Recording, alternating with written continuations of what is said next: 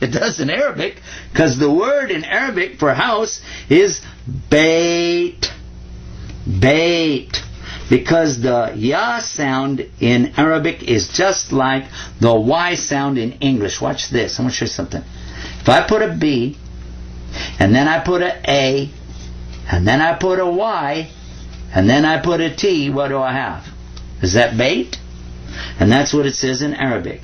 This says ba, and that means be quiet, like this silent Y is right here in English. This means be quiet. And this is ta, beta, bait. So that's how you say house in Arabic. Now this was just a little introduction to show you how much fun we're going to have with the Arabic language. It's something to enjoy, it's something to learn, and it's something to share with others. I hope that you'll take advantage of this and move now to the next section. We're going to take a break and be right back with the next part, Arabic in English.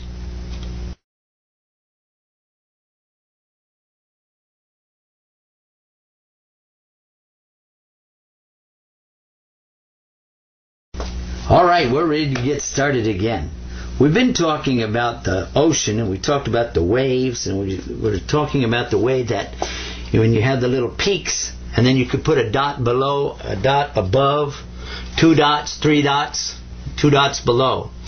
Just want to remind us a little bit before we move to the next part of what we're doing with the Arabic and English, is that when you see a dot by itself below the line, you can assume that's going to be the sound of ba below.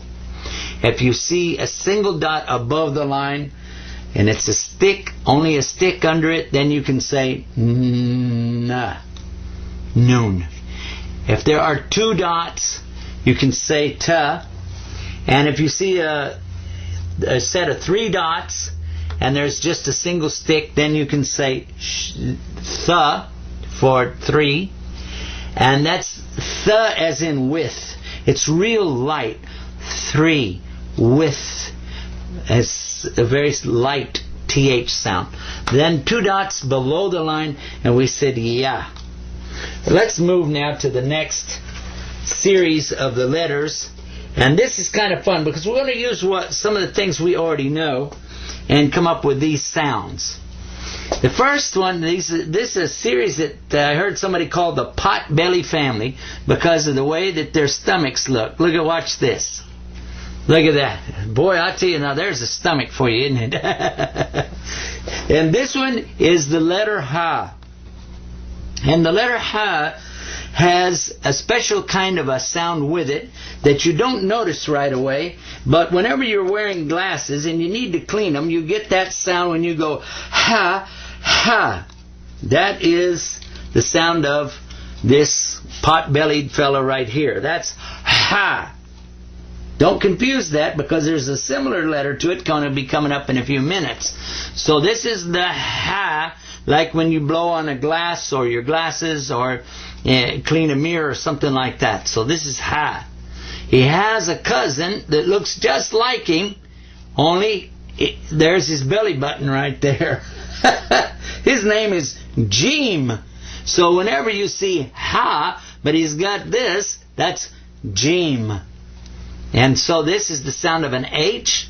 This is the sound of a J. Ja. Now watch this one. Again, another one of their relatives. But instead of having his belly button out there, you see a little dot right above there like that. Kind of like an eye. Like he's looking at you. And that's ha. Ha. This is the sound you're pronouncing by making a little sound in the back of your throat. Ha. Ha. You practice on that one a little bit. We'll go over it again here. That is ha, ja, and ha. And it's usually represented in English with K and H. Like that. Now, there's another cousin, distant cousin to these guys. And he looks like this. Kind of similar, but you notice it's different. Instead of going this way, it comes back this way and then down. And this guy's name is Ein. In ein, you kind of squeeze the back of your throat when you pronounce this one. And I was told that they don't have this in English. And I said, well, wait a minute. Ein. I believe we do have that in English, especially down in Texas where I'm from, because we say it all the time. I'm gonna do it. So that's ein. And usually it's pronounced like, or spelled like this. A-I-N, like this, okay, ein, but often they'll put an apostrophe right there, and that indicates that little pinching you do in the back of your throat, ein.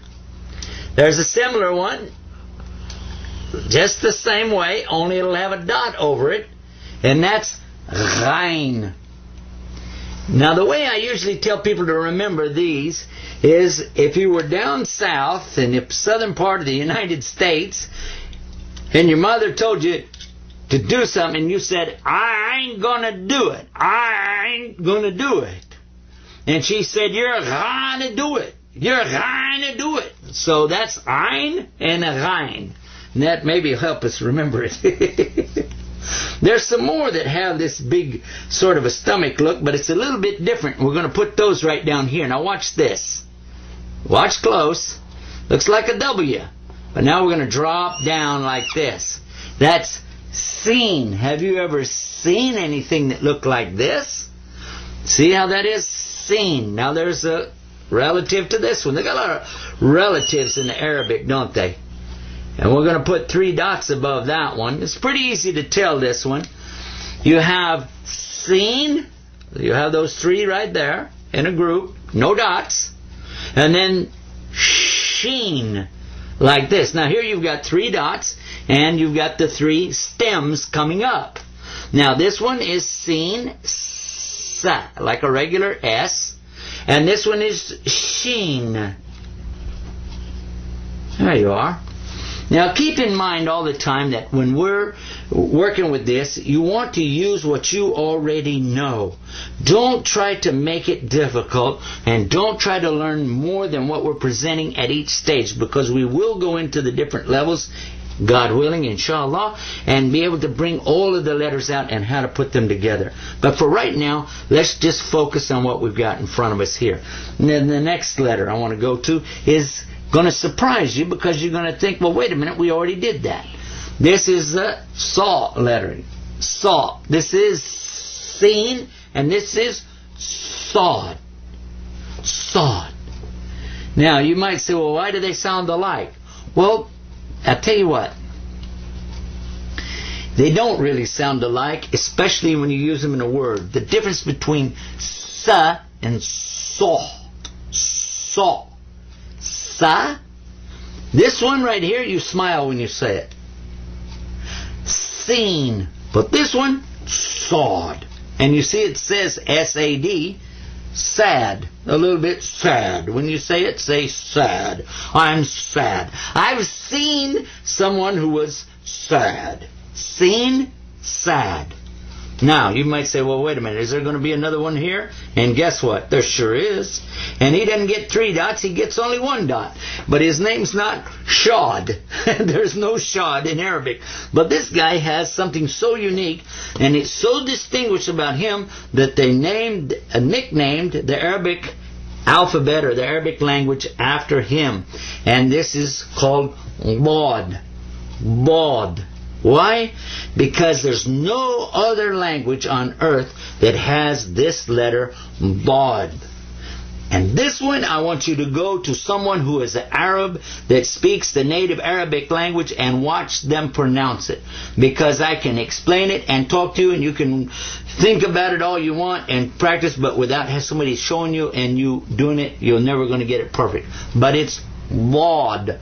Bod. Bod. You're doing some stuff in the back of your throat, moving your mouth a funny way, but most people that don't know Arabic, when they pronounce it, they just pronounce another D. But it's not. It's actually Bod. And this is Sawd and Bod. Got it? Now, this is a good place for us to kind of recap what we've got here and put it all together. Now, I've already told you about the stem letters here. This is the stem letters. Okay? This is the